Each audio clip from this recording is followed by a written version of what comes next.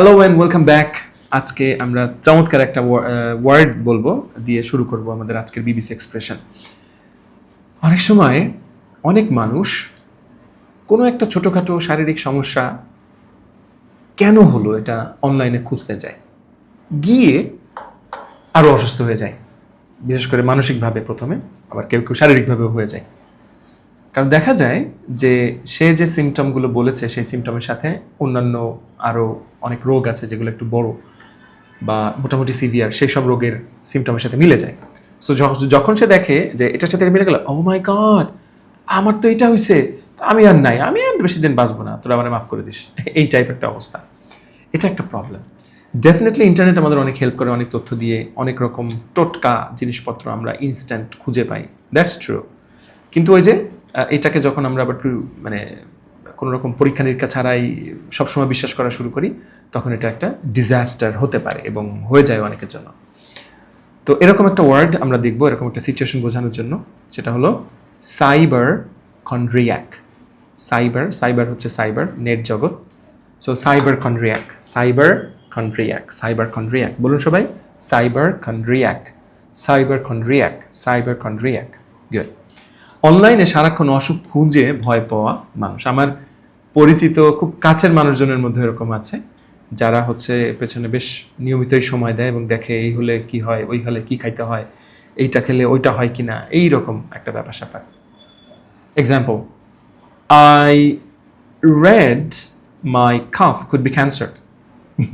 আপনার কাশি হয়েছে, আল্লাহ না করুক। এবার আপনি অনলাইনে সার্চ দিলেন যে আমার 2 সপ্তাহ ধরে কাশি, কেমনে কি করব। সো এবার দেখলেন যে কোনো একটা জায়গায় লেখা যে কাশি কিন্তু শুধুমাত্র ঠান্ডার কারণে হয় না, এটার কিন্তু আন্ডারলাইং অনেক কজও থাকে, বড় বড় রিজনও থাকতে পারে।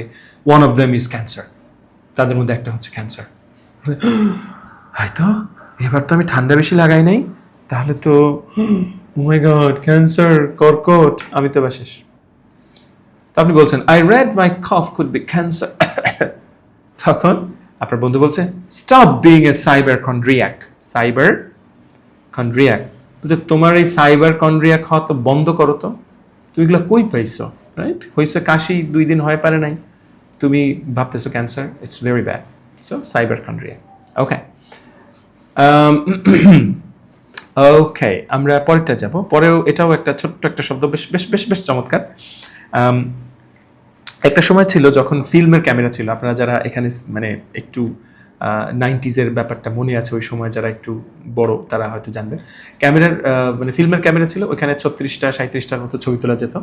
তো আমাদের একটা ক্যামেরা একটা ছিল ইয়াসিকা, তো ওইটা দিয়ে আমরা তুলতাম। তো ওই ছবির মধ্যে ছবি তোলার সময় কেউ যদি এসে পড়তো বা কোনো একটা কোনো একটা সিচুয়েশনের সামনে চলে আসতো, ছবিটা নষ্ট হয়ে যেত, রুইন হতো। ওই ছবি নষ্ট করে দেওয়ার ব্যাপারটাই হচ্ছে মূলত একটা টার্ম দিয়ে ব্যবহার করা যায়, সেটা হলো photo and then bomb, BOMB, bomb, যে বিস্ফোরণ হয় যেটা, ফটো বম্ব একসাথে ব্যবহার হবে, photo bomb. Okay, photo bomb কিন্তু হিসাবে ব্যবহার হয়, কি বলে, ভার্ব হিসেবে ব্যবহার হতে পারে। ওটা এখনও ব্যবহার হতে পারে। এখন যদিও মানুষ অনেক বেশি ছবি তুলে, সুযোগ আছে, সবাই হাতে হাতে ক্যামেরা, তো দেখা যায় যে ফটো বম্ব যদি হয়েও যায় তাও কোনো সমস্যা নাই, কারণ সে তো অনেকগুলো ছবি তুলতে পারছে। যেটা নষ্ট হলো সেটা মানে they don't bother actually. Okay, example দেখবো, that guy behind us ruined the picture.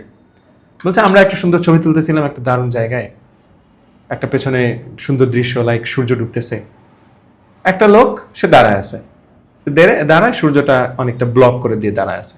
So আপনি বলছেন that guy behind us ruined the picture, পুরো ছবিটাই একেবারে ঘেটে দিয়েছে। তখন আপনি বলছেন he photobombed us, he photobombed us, অর্থাৎ সে আমাদের ফটোবম্ব করেছে, তার মানে আমাদের ফটোটা একেবারে ঘেটে দিয়েছে, নষ্ট করে দিয়েছে। সো ফটোবম্ব, ফাইন গেল। এরপর হচ্ছে আমাদের লাস্ট আরেকটা যেটা, সেটা হচ্ছে কোনো কিছু খুঁজতে গিয়ে অনেক সময় আমরা এলোমেলো করে ফেলি। খুবই খুবই প্র্যাকটিক্যাল একটা এক্সপ্রেশন। আপনি হচ্ছে, আমারও হয় এখনো, একটা খুঁজছি কোনো জিনিস, তো আমি দেখো একটু কুজো হয়ে দাঁড়াদের একটা করে খুঁজছি, কিন্তু দেখো ওই টাইমেই আমি সুন্দর করে বসে একটা জিনিস সরায় ব্যাগের ভিতর থেকে যদি খুঁজতে হয় সরায় বের করে আমি খুঁজতে পারি। টাইম যে খুব বেশি লাগবে ওটার থেকে তা না, কিন্তু সেটা করি না, আরও বরঞ্চ খুঁজে পাই বা না পাই জিনিসগুলো এলোমেলো হয়ে যায়। এই সিচুয়েশনটাকে আপনি বোঝাতে পারেন turn something upside down. Turn something upside down, উপরের পাশকে নিচে করে দেওয়া। ওকে, সো কোনো কিছু খুঁজতে গিয়ে চারপাশে এলোমেলো করে ফেলা। Example, where are my keys? Where are my keys? আপনি ব্যাগের ভিতর থেকে একেবারে খুঁজছেন কঠিনভাবে। Hey, you've turned the whole house upside down. You've turned the whole house upside down. তুমি তো পুরো ঘরটাই একেবারে আপসাইড ডাউন করে দিলে, মানে একেবারে এলোমেলো করে দিলে, right? So turn something upside down. So that's it. আশা করছি আপনাদের ভালো লাগছে এবং অবশ্যই এগুলো প্রয়োগ করছেন। থ্যাংক ইউ, দেখা হচ্ছে পরের এক্সপ্রেশনে। ভালো থাকুন, বাই।